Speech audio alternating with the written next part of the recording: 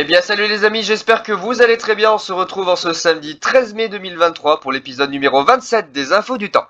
Dans cet épisode numéro 27, j'aimerais faire avec vous un petit peu le point sur l'actualité météo sur l'Europe en ce mois de mai et la situation à venir pour la suite du mois de mai et s'intéresser possiblement au début de l'été pour le début du mois de juin. Alors pour l'instant on va pas aller si loin, mais on va peut-être essayer de commencer à grappiller un petit peu du terrain en direction de l'été. Vous l'avez sans doute remarqué ces derniers temps, et plus particulièrement depuis que le mois de mai est arrivé, début du mois de mai, nous sommes dans une période de temps frais, maussade, pluvieux et absolument pas de saison.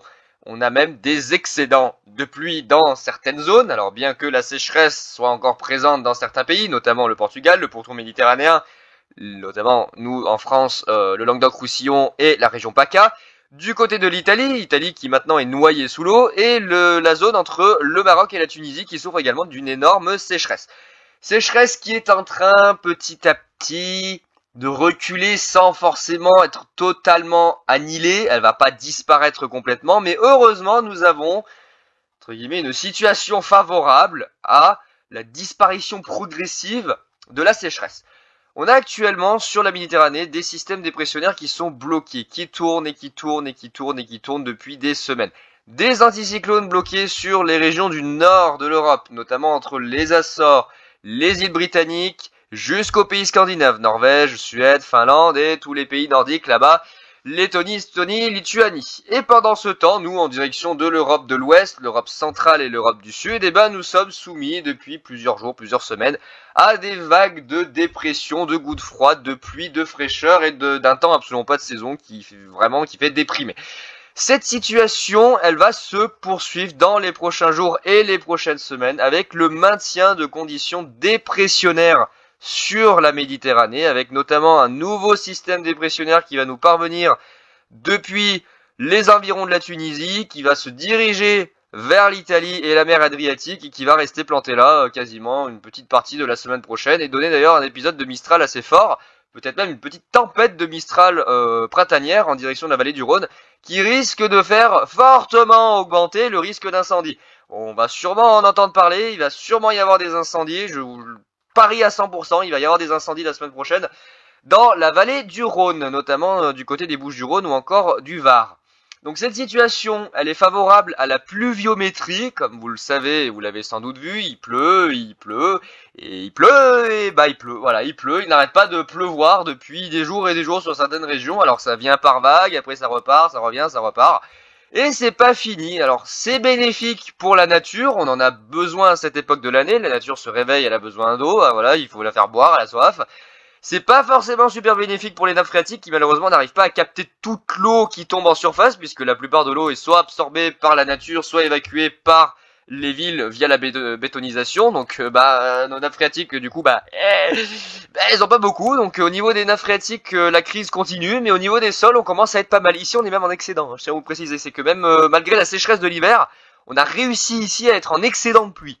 On a réussi à être en positif. Voilà. Pour une fois qu'une chose positive ne soit pas catastrophique, on est positif en excédent de pluie, donc ça c'est plutôt pas mal. Alors certaines régions sont encore en négatif, notamment je l'ai dit le pourtour méditerranéen, entre le Languedoc-Roussillon, la région de Perpignan, la région PACA, entre la basse vallée du Rhône et les Alpes-Maritimes, où là en revanche ça reste très sec. Alors il y a quand même eu de très gros orages ces derniers temps, notamment hier, qui ont apporté de bons cumuls de pluie, localement 30 à 40 mm sont tombés sous les cellules les plus actives, en tout cas sur la journée. Donc c'est plutôt pas mal, mais ça ne suffira pas à enrayer cette sécheresse de long terme qui ne cesse de s'éterniser. Alors sécheresse, ça dépend les zones où on est. Par exemple, si on prend le cas de l'Espagne, là oui, l'Espagne c'est toujours pas ça.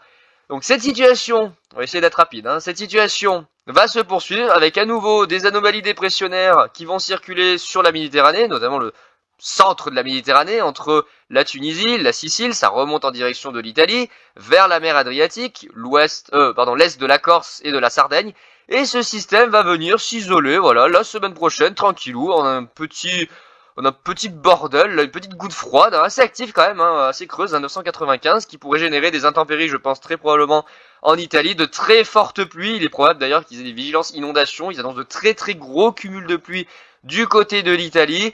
Et nous, de notre côté, on va se retrouver dans une situation de flux de nord à nord-est qui va assécher un petit peu la masse d'air dans le sens où on aura le vent de nord, le Mistral et le vent de nord-est, la bise, qui vont se remettre à souffler et qui vont faire chuter les températures. Et clairement, on sera bien en dessous des moyennes de saison, avec absolument pas une ambiance agréable. Voilou. Et pour la suite, que vous dire de plus? Alors, petite poussée anticyclonique, si j'ose dire, pour la fin de semaine prochaine, mais globalement, regardez, on a à nouveau, encore une fois, à cause de l'anticyclone qui est positionné sur les Açores, ça notez-le bien, à cause de l'anticyclone qui est positionné sur les Açores, nous n'avons aucune perturbation qui parvient à transiter entre le Groenland, la côte est des États-Unis, le Canada, le Québec et l'Europe de l'Ouest. Du coup, les dépressions se réfugient au sud, elles passent par le sud et elles remontent notamment par l'Afrique du Nord, par la Tunisie, par l'Algérie, par le Maroc et viennent s'isoler en gouttes froides du côté de la Méditerranée qui commence petit à petit à se réchauffer, bien qu'elle a un petit peu de mal en ce début de printemps et quasiment début d'été, avec du coup des intempéries qui vont se maintenir pour je pense, une bonne partie du printemps et du mois de mai. Et vous voyez, à nouveau une goutte froide qui va s'isoler entre la Tunisie, l'Algérie, le sud-ouest de la Sardaigne. Ça va apporter sans doute de gros orages, de la pluie, plein de bordel, et puis ça va continuer comme ça pendant une partie du mois de mai. On voit très bien d'ailleurs que globalement, tout l'Europe centre-sud est recouvert d'anomalies dépressionnaires régulières. On est même dans une situation presque de marée barométrique ici entre la Méditerranée et l'Europe du Sud, plutôt dépressionnaire en direction de l'Espagne, c'est une bonne nouvelle, et Portugal, très bonne nouvelle pour la pluviométrie. Mais voilà, situation un peu de marée barométrique qui sera favorable aux orages. Ça sera favorable au développement des orages si les températures parviennent à remonter. Parce que c'est vrai que pour l'instant, au niveau des températures, c'est pas encore ça.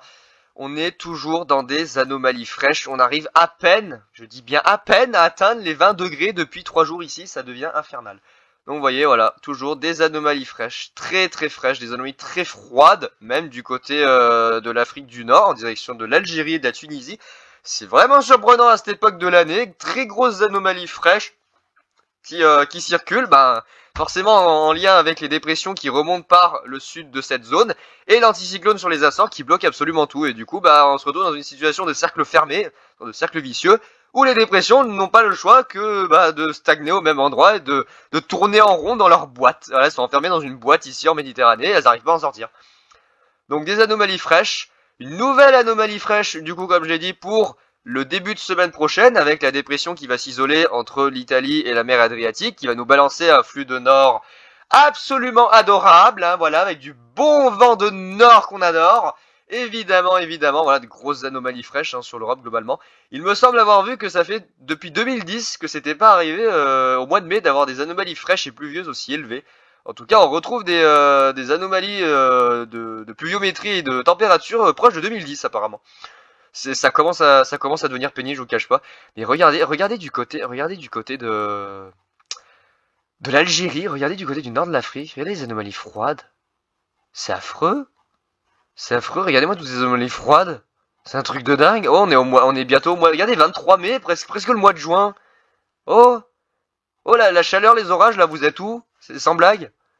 Non mais attendez, il y a un problème là. Putain la vache. Et puis les grands prévisionnistes météo qui craignaient un début d'été catastrophique caniculaire et puis on va tous mourir sous 40 degrés. Vu comment c'est parti, à mon avis, on va se taper un été surtout très orageux et très humide. On va le sentir passer. Ça va sûrement ressembler à 2021. Très probablement un été comme 2021 avec des bouffées de chaleur vite balayées par des orages et des périodes assez fraîches. Ouais, non là vraiment. Alors comment ça s'appelle? Pas l'Italie. L'Espagne sort enfin de sa période chaude. Ils vont enfin quitter leur anomalie chaude qui leur a apporté canicule depuis des semaines là, avec des 39 et des 40 degrés, il me semble, même dans le sud du pays, à l'extrême sud du pays. Enfin, on va retrouver du côté de l'Espagne une situation un petit peu plus correcte. En direction des précipitations. Côté précipitations, ça va donner quoi? Toujours de la pluie. Il y aura toujours de la pluie, des orages, une évolution diurne, une nouvelle petite perturbation qui tente de glisser du nord vers le sud, de la pluie en direction de l'Italie, voilà, sûrement de gros orages en direction de la Méditerranée, du côté de la Tunisie. Voilà, du côté de la Tunisie, très probablement de gros orages en direction de la Sardaigne, du sud de l'Italie, centre-Italie, mer Adriatique. Ça remonte un petit peu, après ça s'évacue vers l'Allemagne et vers la Pologne. Et pour la suite, on recommence, ça y est, à nouveau, dépression, orage, pluie. Alors, bénéfique pour l'Espagne, Bénéfique pour le pourtour méditerranéen, vous voyez qu'on annonce pas mal d'orages hein, pour le 22 mai, bon d'ici là on a le temps que ça change, en direction de la basse vallée du Rhône et de la région PACA, donc ça sera bénéfique. Par contre en Italie, il faut qu'il arrête de pleuvoir parce que j'ai vu certains reportages, il commence un peu à trop y avoir d'eau en Italie. Ils étaient en sécheresse, sauf que là il pleut trop en fait, il pleut beaucoup trop, les sols étaient secs et c'est en train de saturer les sols en eau, et ça commence à déborder en Italie. Alors, regardez, des excédents pluviométriques assez énormes en direction de la Méditerranée, hein, ça commence à être pas mal, notamment du côté du nord de l'Algérie, sur les côtes algériennes. Partie de la Tunisie, la Sardaigne, l'Italie, surtout l'Italie, là, la mer Adriatique, putain la vache, ça fait beaucoup d'eau. Et puis pendant ce temps, c'est toujours très sec hein, du côté de l'Espagne, même s'il y a un peu de pluie annoncée, c'est toujours très sec. Voilà. Alors cette situation, elle n'est pas due au hasard. Je vais vous montrer. Comme je vous l'avais expliqué à la fin de l'hiver, début du printemps, nous sommes entrés dans la période d'hibernation, de repos du jet stream. Et de ce fait, comme le jet stream est au repos, vous voyez, il circule vraiment sur l'équateur. On a le jet d'équateur. Ça, il pourra pas disparaître. Hein, c'est la force de Coriolis, donc il sera toujours là. Et du coup, regardez, on n'a absolument aucun flux directeur. Vous avez aucun flux directeur pour diriger le courant jet qui n'en fait qu'à sa tête. Et résultat de quoi, on a des variations absolument énormes au niveau des centres d'action. Et on a notamment des blocages anticycloniques à gogo voilà, qui se produisent en direction de l'Atlantique. Ça se voit d'ailleurs, il me semble, là. Ça doit se voir là. Voilà, ça doit se voir là, notamment avec le jet qui ne parvient pas. Regardez, le jet qui ne parvient pas sur les alentours du 20 mai. Vous voyez, on voit très bien le jet qui ne parvient pas à se glisser d'ouest en est sur l'Europe et qui contourne soit par le sud, donc par le Maroc, par l'Algérie, par la Méditerranée, qui creuse des dépressions sur la Méditerranée, soit par l'extrême nord de l'Atlantique en direction de l'Islande, Groenland, et ça revient même par le nord de la Norvège et de la Suède. Donc, résultat de quoi entre les deux, il se passe rien et plutôt ça passe plutôt sur les extrémités. Alors les extrémités, c'est plutôt nous. Hein. Pour l'instant, on est plutôt dans la phase où on est alimenté par un jet côté Méditerranée. Et on voit, ça vient alimenter plein de petites dépressions bordéliques en direction du sud de l'Europe. Et cette situation, vous voyez, elle va rester bloquée. Alors peut-être qu'on aura du changement pour la fin du mois de mai. Pour l'instant, c'est pas ce qui est prévu. On va rester sous l'influence des dépressions, du moins jusqu'à fin mai. Après, on verra si peut-être ça basculera du côté de l'Atlantique. Pour l'instant, l'anticyclone n'a pas l'air de vouloir trop bouger en direction des Açores. Ça dépendra du déplacement des centres d'action, mais globalement, on est dans une période vraiment maussade, hein, vraiment très maussade. Ça se traduit aujourd'hui par, et depuis plusieurs jours, par l'apparition d'une évolution d'urne marquée avec des orages éparses un petit peu partout, plus ou moins actifs, parfois assez forts, parfois pas forts, sur une large moitié est et sud du pays. Donc là, ça serait plutôt sur l'ensemble de la moitié est, entre les Ardennes, la région parisienne, la région centre et une partie sud des Pays de Loire, en direction des Pyrénées, des Cévennes, du sud du Massif central, mais surtout une grande partie du Massif central, la basse vallée du Rhône, les Bouches du Rhône, hein, vraiment jusque sur les bords de la Méditerranée, en direction de la région PACA, les Alpes du Sud, les Alpes du Nord, hein, globalement à peu près partout, avec de la neige hein, qui tombe, regardez, de la neige. Et oui, de la neige qui tombe sur les reliefs à très haute altitude, mais quand même de la neige qui continue à tomber en ce mois de mai, donc bon... C'est pas forcément l'idéal, hein, puisqu'il a pas beaucoup neigé cet hiver à moyenne altitude. Et non, les stations sont fermées à cette époque de l'année.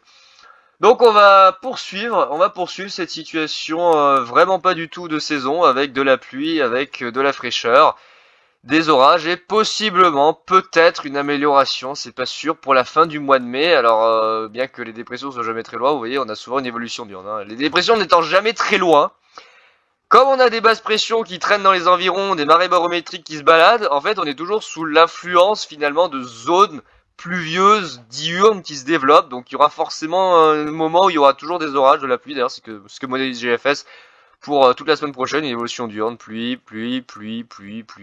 Voilà, que une évolution diurne quasiment toute la semaine, alors on n'y est pas encore, hein, c'est très loin, il y a déjà la semaine prochaine à regarder avec à nouveau un temps assez frais et pluvieux, d'ailleurs il me semble que... vous voyez, ça va rester très frais, hein. Très frais, alors ça c'est GFS, hein, mais... on avait vu qu'avec ECMWS, ça restait très frais globalement. Ouais, voilà, des températures vraiment très justes. Hein. Vraiment des températures justes. Alors certes, c'est agréable dans le sens où on n'étouffe pas. Il fait pas 35 degrés, on n'est pas en chaleur à transpirer, voilà, comme pas possible. Mais ça commence à être pénible. Je vous cache pas que ça commence à être pénible cette fraîcheur. Vraiment, ça commence à saouler. J'ai envie qu'il va chaud et j'ai envie qu'il y ait des orages parce que c'est long, c'est très long. C'est très très long d'attendre les orages là en ce mois de mai. Hein. Vraiment, c'est très long. Bien qu'il y ait eu de belles dégradations, j'ai pas à me plaindre. J'ai réussi à avoir de beaux trucs. On languit vraiment les beaux orages de l'été, hein, vraiment les languit. Donc on verra au mois de juin ce que ça donnera. Mais vraiment, ouais, des anomalies froides, que des anomalies froides. Ah, le truc est bugué, la tête à eux. Ah, bizarre. Voilà, les amis. Donc rien d'autre à vous dire de spécial à part que bah il va faire pourri dans les prochaines semaines. Alors le soleil va certes revenir, mais on va rester malheureusement sous l'influence de systèmes dépressionnaires assez actifs, notamment le début de semaine prochaine avec une dépression très creuse qui va se former, qui va remonter et se former en direction de la mer Adriatique et de l'Italie et qui va nous générer un flux de nord à nord-est assez vigoureux. Et peut-être même une petite tempête de Mistral qui risque de faire parler d'elle, notamment à cause des incendies. D'ailleurs, il me semble que lui aussi, il voit beaucoup de Mistral. Attendez, là voilà, des Mistral. Et Arpège aussi, il voit beaucoup de Mistral.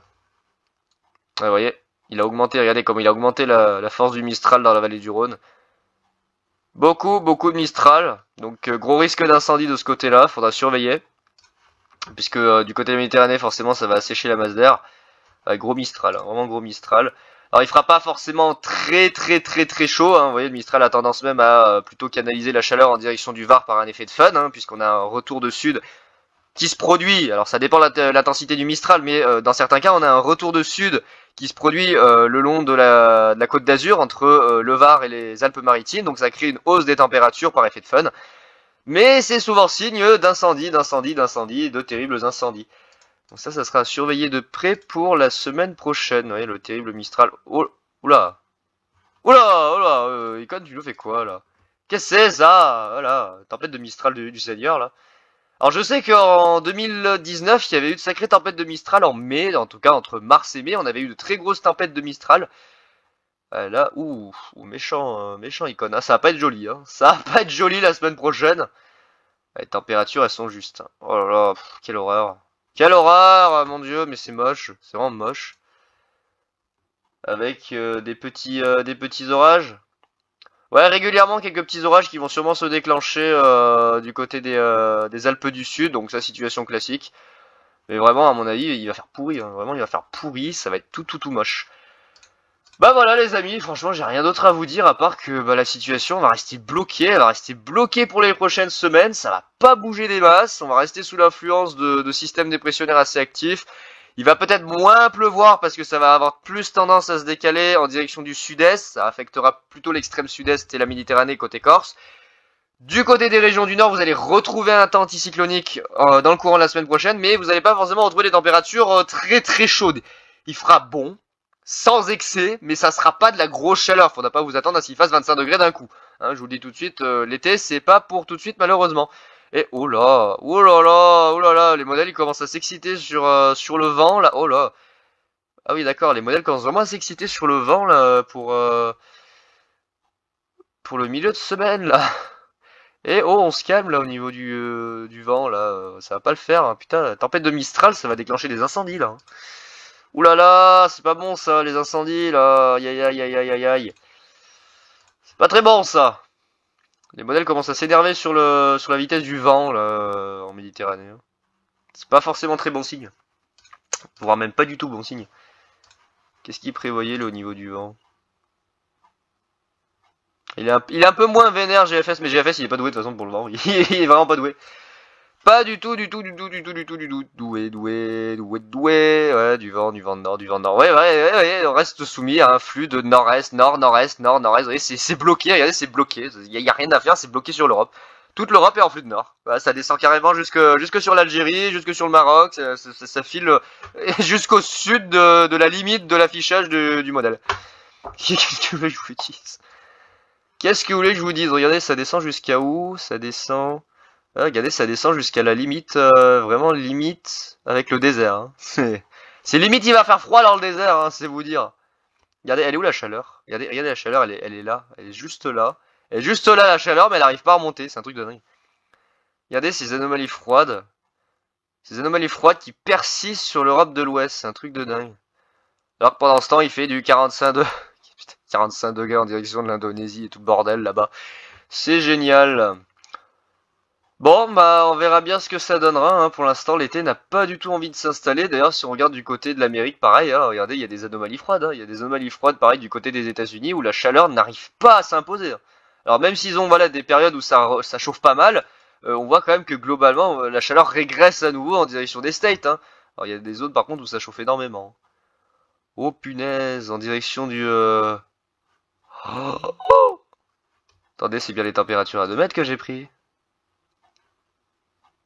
On en parle des températures annoncées en direction du nord du Canada, là, de la côte l'Alaska. Vers l'Alaska, on en parle des températures annoncées, là. Ça commence à faire beaucoup, là, à cette latitude, là. Attendez, y a pas un problème, là? Ah merde, on peut pas voir avec Icon. Ah merde, on peut pas voir avec Icon. Mais attendez, on va aller voir avec GFS. Nord-Amérique, qu'est-ce que c'est que cette connerie? Non! Waouh, regardez-moi ces températures vers l'Alaska. Oh PTDR. Oh PTDR, regardez les températures vers l'Alaska.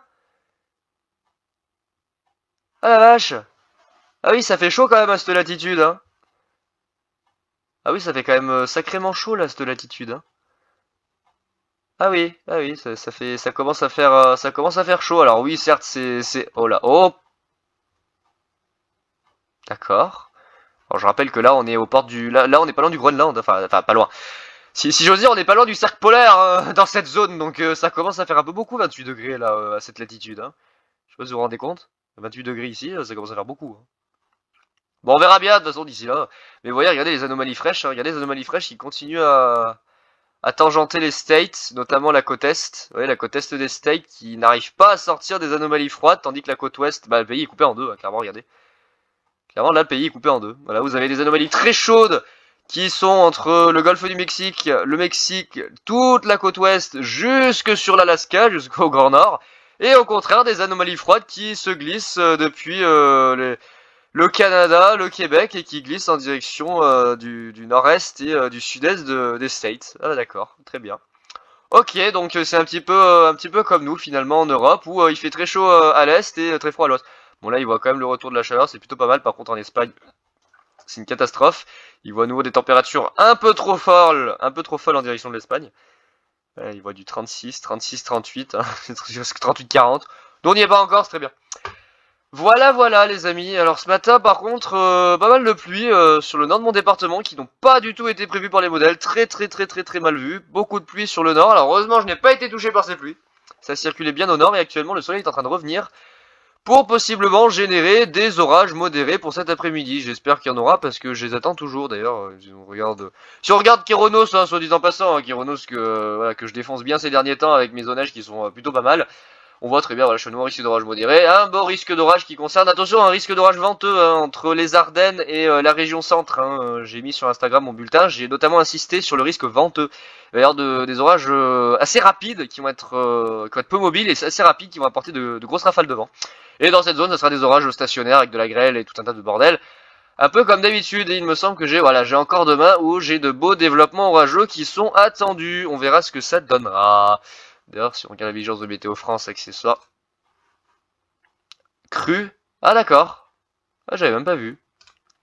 Département des... Ah oui d'accord, il y a une vigilance crue.